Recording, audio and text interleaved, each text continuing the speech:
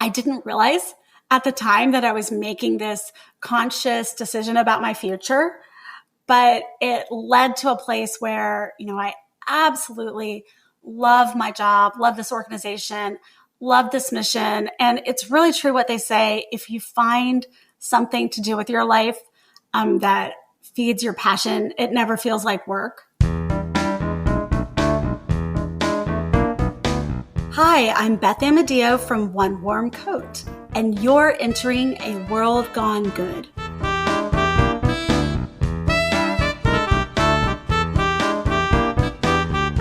Well, hello, my name's Steve, and this is the place where we shine the light on everyday people making good happen each and every day. Welcome to World Gone Good. Hey, guess what? I am over 20,000 words written for my next cozy mystery, which means I'm about a third of the way done. Have you gotten my first two?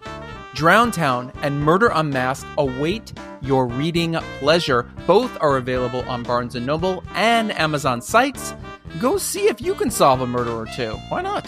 Grab your copies of Drowntown and Murder Unmasked right now and support this self-published author. It's a good thing to do, and as always, I say thank you.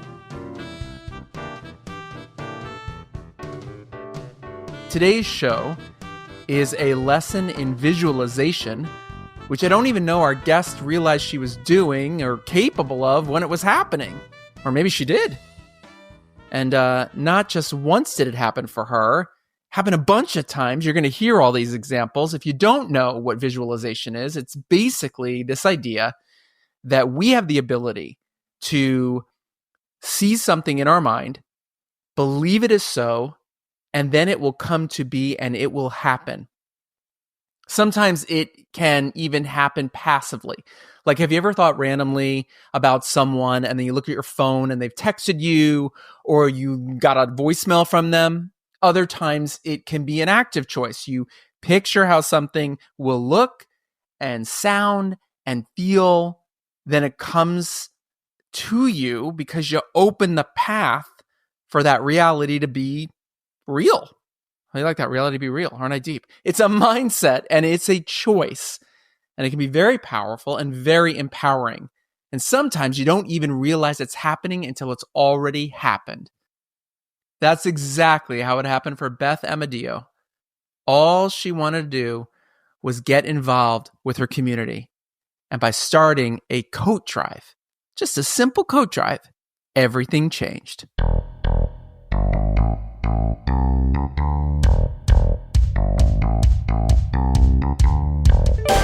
Here comes Beth Amadeo to share the good of One Warm Coat.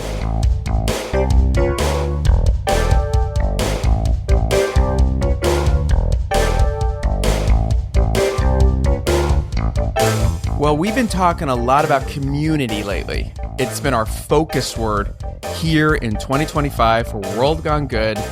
And when I saw a story about this organization, I thought, damn, we can nail it. And I got really excited too, because Beth, on your site, it says right at the top, the organization One Warm Coat is passionate about helping people in need and making change.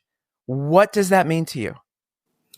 Well, our mission is really simple. It's to provide free coats to children and adults in need. But there's other parts to our mission which go a little farther towards community, and that is promoting volunteerism and environmental sustainability. So the change we're trying to make is two parts. There's the change where people who need warmth receive warmth. And then there's the change that can happen in a community where volunteers come together to do small acts of kindness and impact their neighbors in positive ways. It's so simple in when you think about it, and sometimes those are the best ideas. Where did this idea spark? What was the beginning of this journey? Yeah, so this started in 1992 in San Francisco. One woman was heading to a coat drive that was taking place the day after Thanksgiving in Union Square. And she was riding a bus with her arms full of some coats to donate. And she realized this is a great idea. This should be an annual event. And so for 7 years, it was just an annual coat drive in Union Square, San Francisco. And her friend was kind of following the progress of it and said, you know what, this is so simple, but so great because of what I just said, which is people can be helped, but also can help. And she asked her friend Lois if she could take over the organization and try to grow it and become national. And that's our national founder. Her name was Sherry Wood. And she grew the organization from that one coat drive a year to now where we will sometimes have close to 5,000 coat drives across the country in 1 year.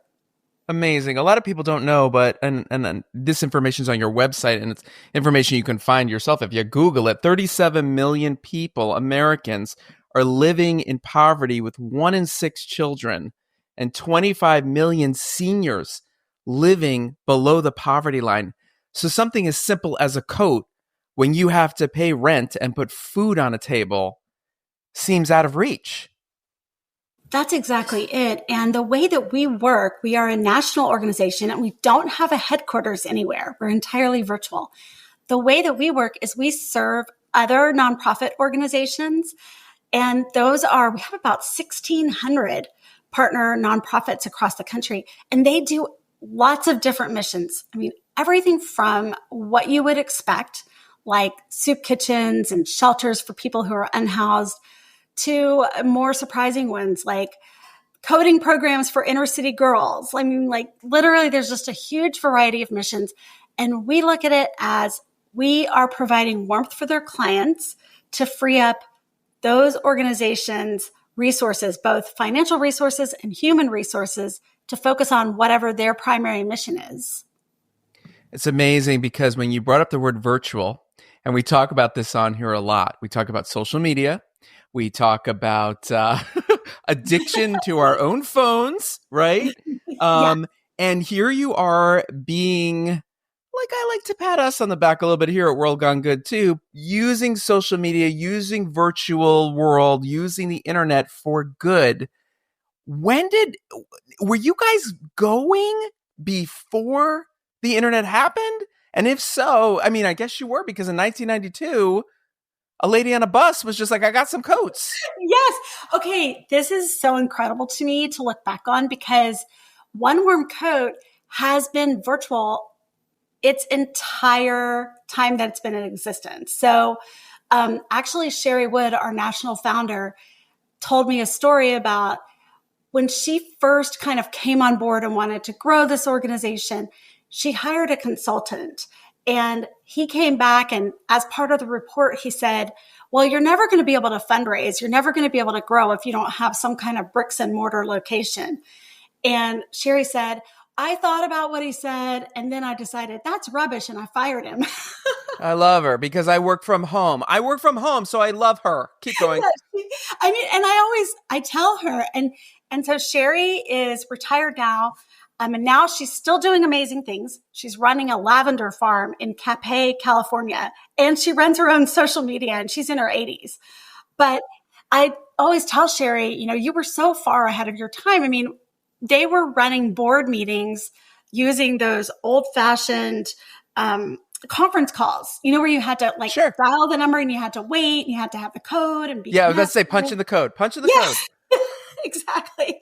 Like before anyone was doing Zoom calls, that's how they were communicating. She was using a lot of snail mail to reach out to organizations across the country and phone calls, and they made it work. So when COVID happened and everyone had to sort of turn to working with each other online, our organization was uniquely positioned to carry forward because we were already doing that.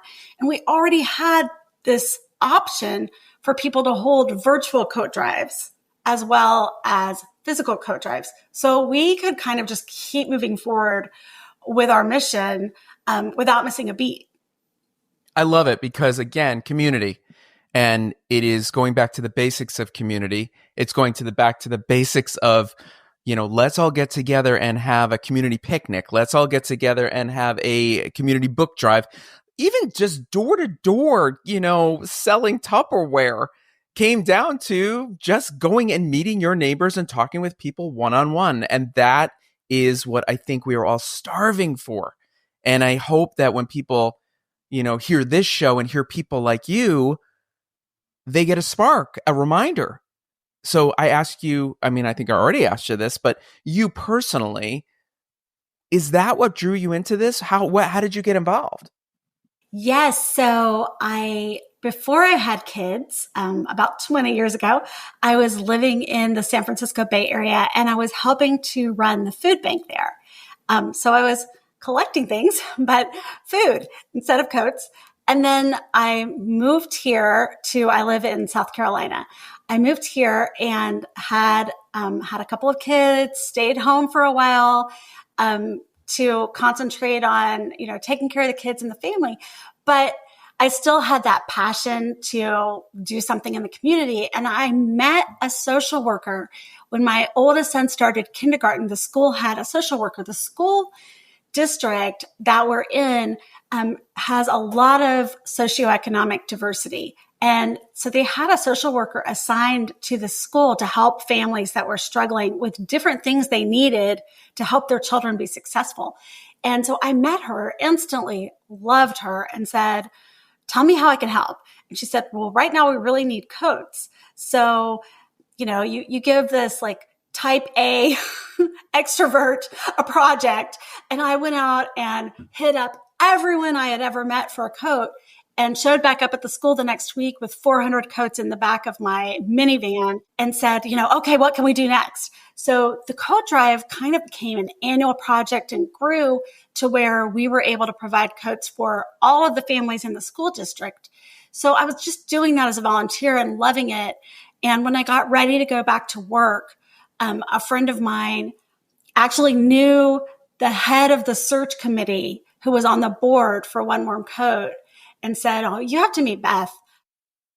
So the job just kind of found me and it was a perfect match. It was absolutely the greatest fit. And I think sometimes, that's how the best things work out. The universe just kind of put it together and it was already my passion.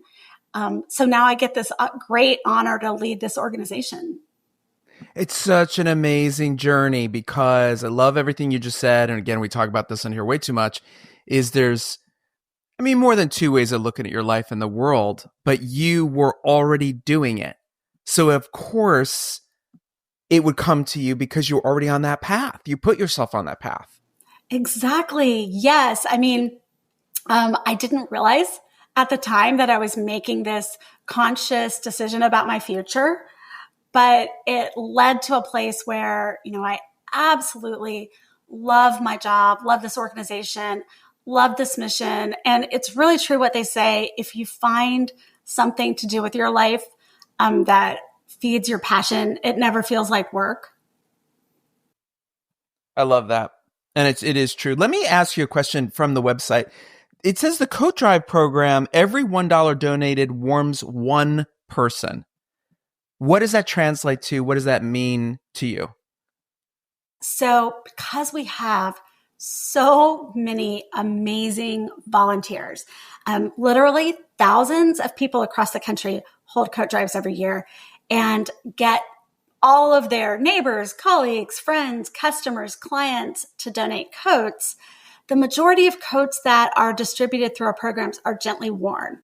So what we spend to run that coat drive program every year is equal to the number of coats that we're able to distribute, which is usually in the area of between 500,000 and 600,000 coats a year. Where do all these coats live until you start distributing them? So that's one of the really cool aspects of our organization and the fact that we're virtual. So we don't have a headquarters anywhere.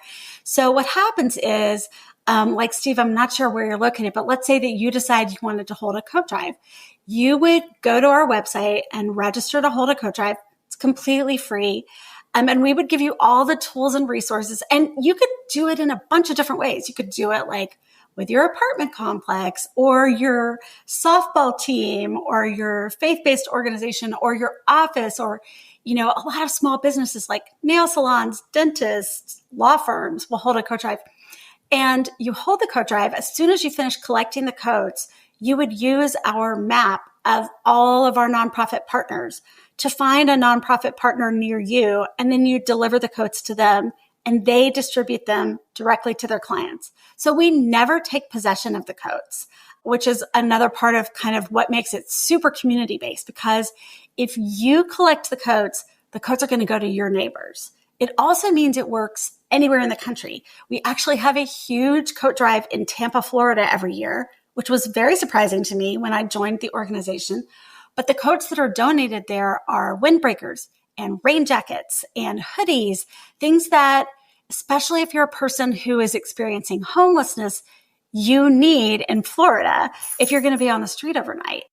But if there's a coat drive in Minneapolis, they're going to get big, thick down coats with hoods that have multiple layers and are going to keep people super warm. So because all of the coats stay right there in the community, it really works to have a drive anywhere. Okay, my producer Lisa is going to be so happy when she hears what you just said, because my producer Lisa lives in Tampa, Florida. Yay! I jokingly call her the Queen of Tampa. Awesome. I'm in Santa Barbara, California, so it's a whole different beast. But there's something really cool going on here, and it's on your website as well, which is I love, is the environmental impact, right? Yes. We're talking about zero waste initiative. We're talking about circular fashion. We're talking about not throwing things that can be reused, recycled, upcycled, repurposed, recreated. I'm a guy, everyone who's listening to this is rolling their eyes right now.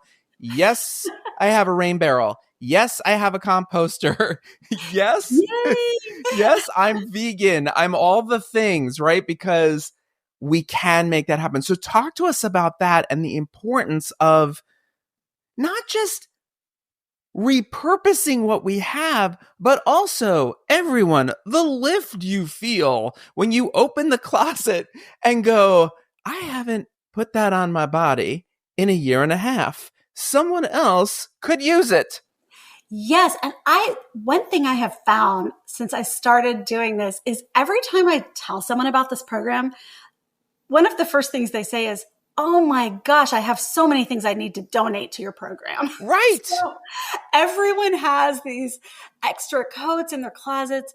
I have 2 teenage boys. They grow out of their coats every single year. Right.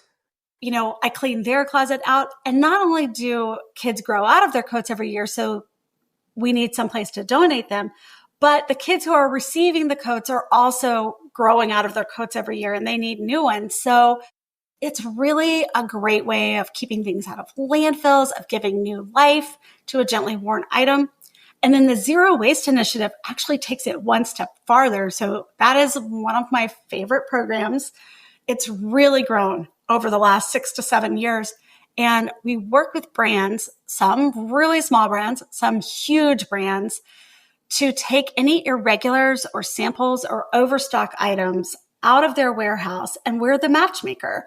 Let's say that somebody reaches out to us and says, we have 2,000 extra large men's coats, and this happened a few years ago, that have a seam on the outside.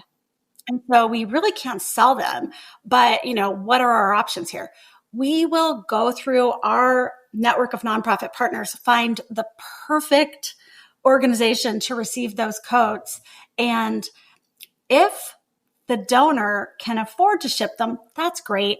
But sometimes it's a small manufacturer who is like, I really want to help, but I really can't afford to ship them. We actually use some of the money we raise every year to pay the shipping. That's amazing.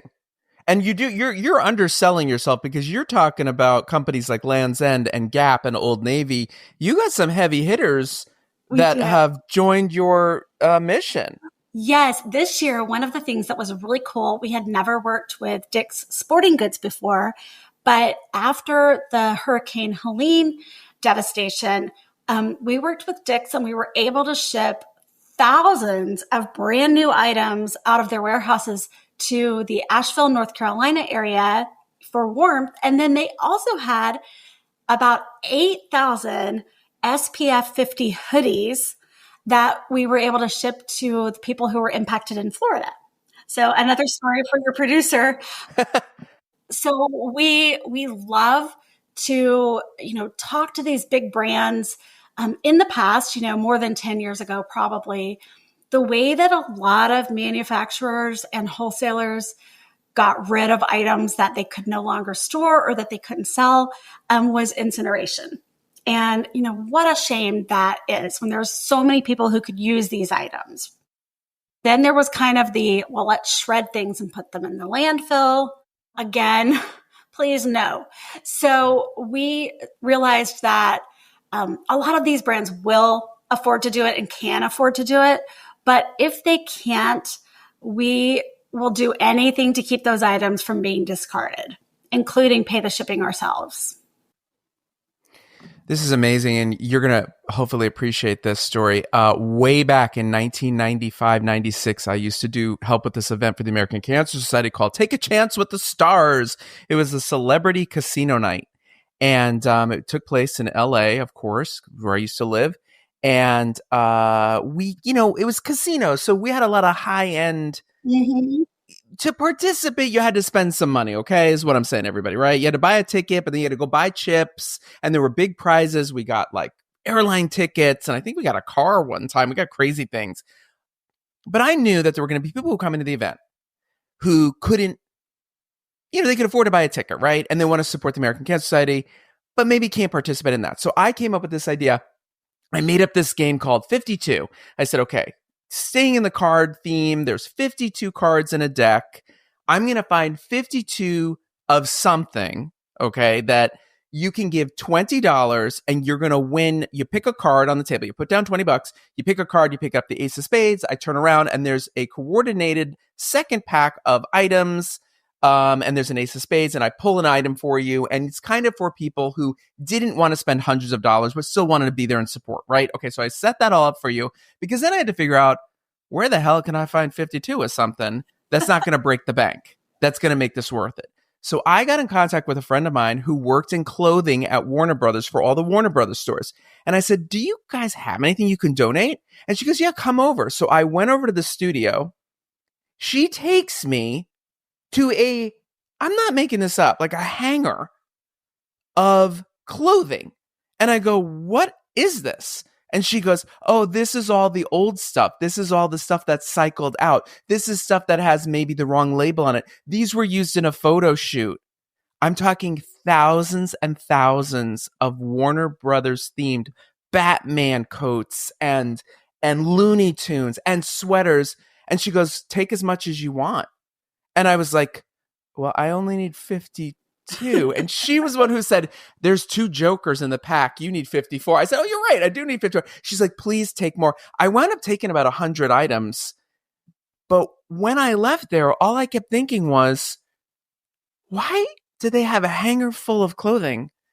Thousands upon thousands of things, pieces of clothing that people could be using right now. They could donate. But for legal reasons, it had to stay there for a certain amount of time. And it's a crazy thing to think about. Yes, we have run into some requests like that before. We had a guy last year he was a screen printer, and he had been hired to put logos on 500 coats.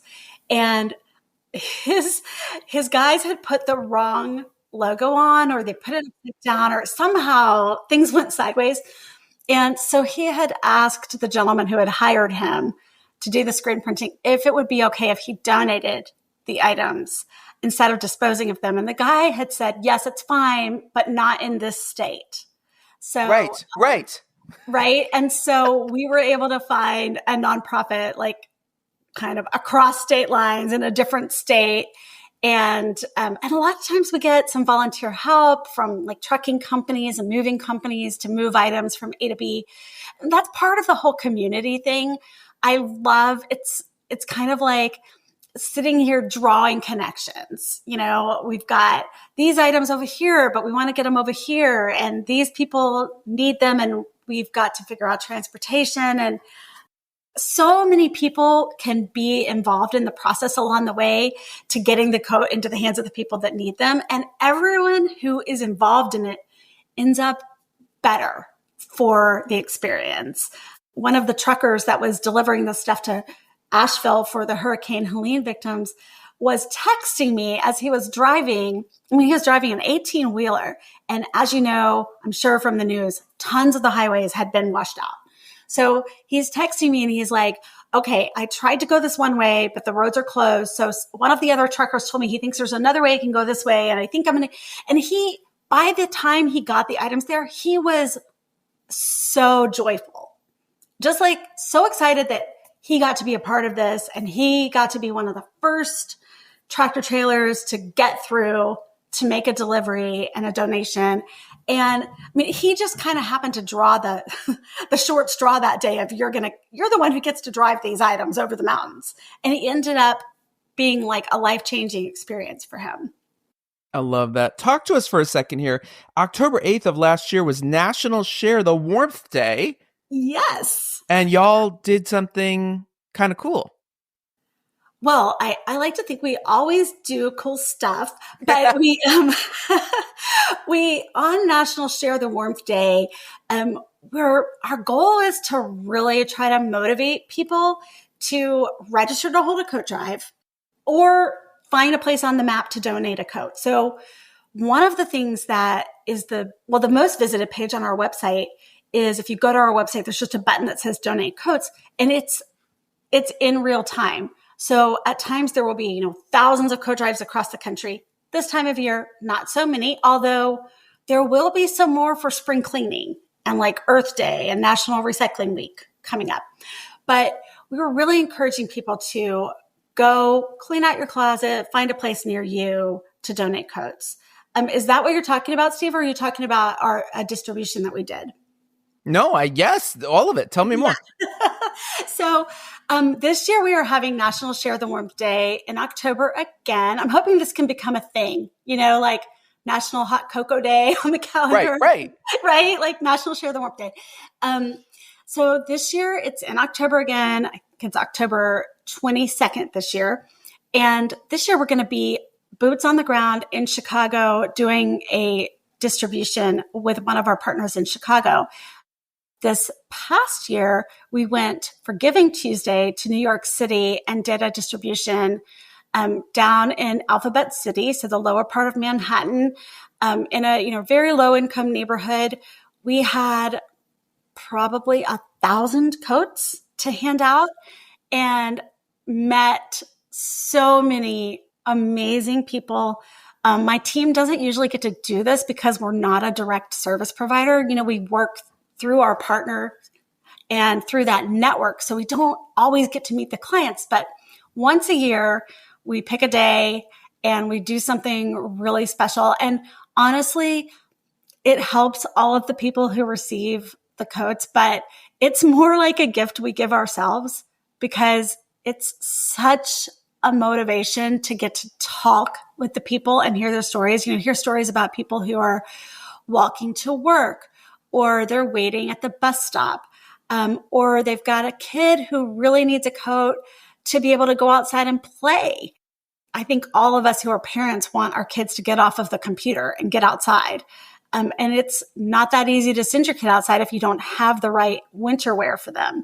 So meeting everyone, getting to hug them, getting to hear their stories and talk with them, that's the motivational fuel that gets us through the next year. Okay, we cannot end this interview without bringing up something really huge which we have not discussed yet, and that is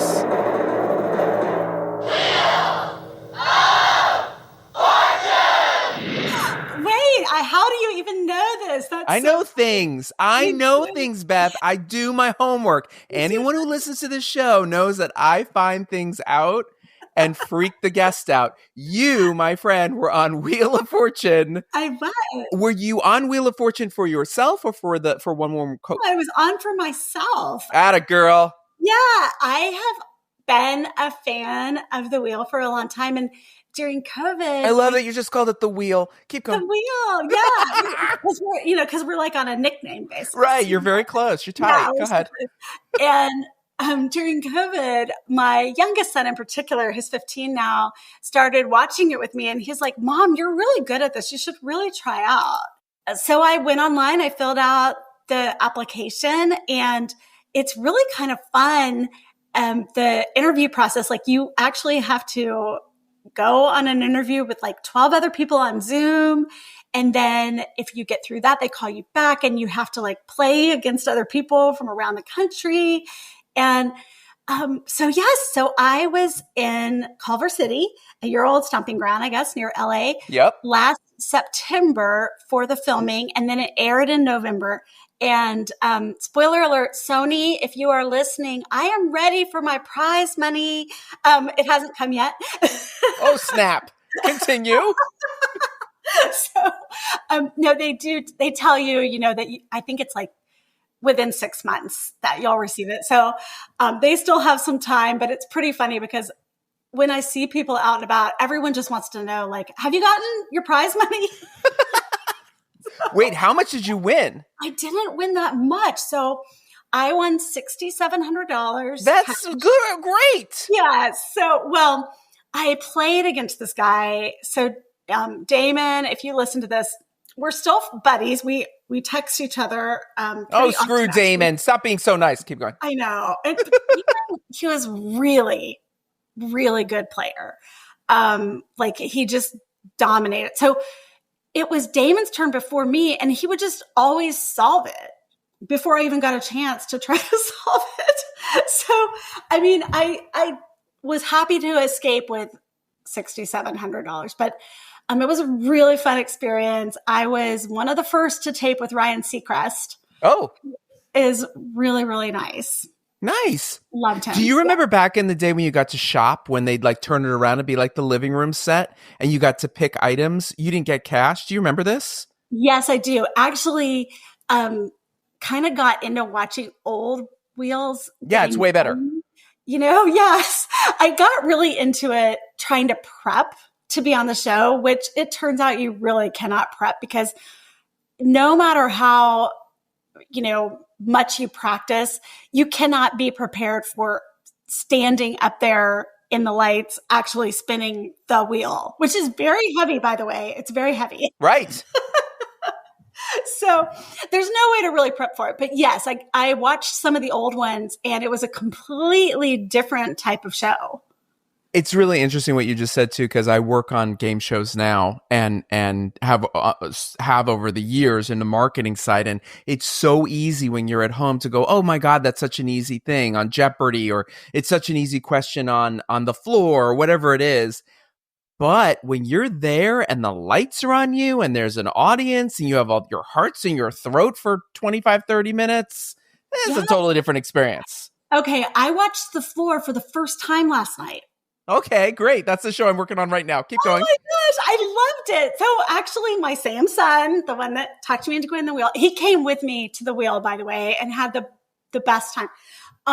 So my husband and son and I watched The Floor last night. So fun. Totally new concept. I can't believe I have not seen it before this, but I'm hooked now. Okay, great. You were paying my bills. Yeah, so there you go. Okay, so we close these shows with 3 questions. Don't worry, you know the answers. Question number 1, you sort of already answered it, but tell us again. Plug away. Where do we find One Warm Coat? How do we follow you? How do we get involved? So One Warm Coat, our website is just one, spelled out, ONE, warmcoat.org. And if you go to that, you can click, organize a coat drive or donate a coat.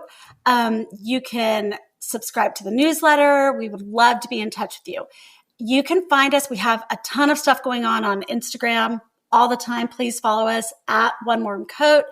On LinkedIn, you can follow us, Facebook also. So we'd love to be in touch with you. There's lots of different ways to hold a drive, and we try to make it really fun and easy. And you're a 501c3, so it's tax deductible. That's right. Any donations are tax deductible. The final 2 questions go back to anything we've talked about or anything you want to say. Question number 1 is this: who inspires you? Oh, wow. That's so hard. I'm really I was really inspired when I finally had the opportunity to meet Sherry Wood, who founded the organization.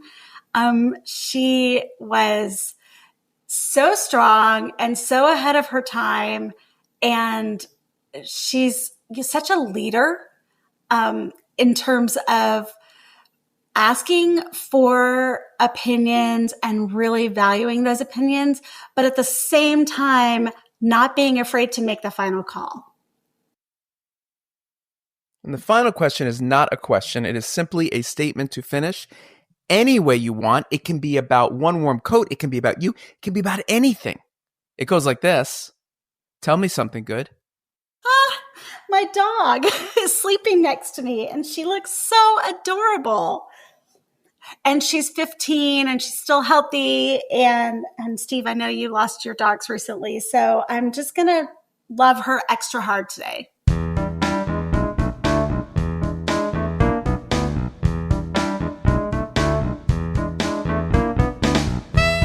Thank you, Beth, for sharing your good story. Well, my friends, spring has sprung and the spring breaking is happening. It's about time for us to take a little break of our own. We've been coming at you with all new episodes since October, just banging them out for a good season 5, and it is time for us to take a little break of our own. We will be back soon with all new episodes of good people, good times, and good things to share with good people like you. Until then, why don't you jump in our episode guide where you're listening right now and check out the ones you may have missed, or re-listen to the ones you enjoyed again. Share us with your friends, all those good things. If you got time, rating and review never hurts, never hurts. We appreciate it. We'll be back at you soon with all new episodes. Until then, be good.